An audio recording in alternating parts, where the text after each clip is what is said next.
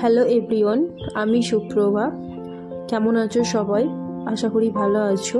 এই ব্লগটি যেদিন শেয়ার করছি সেই দিন ছিল 25শে ডিসেম্বর 2023-এর।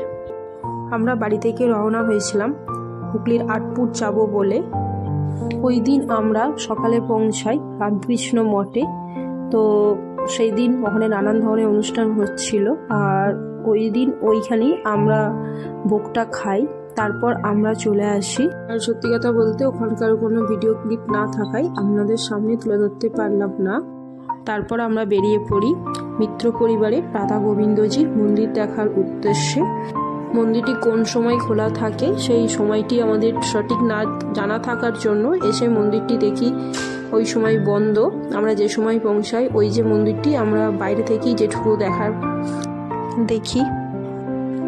তারপর চলে আসি রাজবল্লভী মায়ের কাছে। ওই দেখো মা।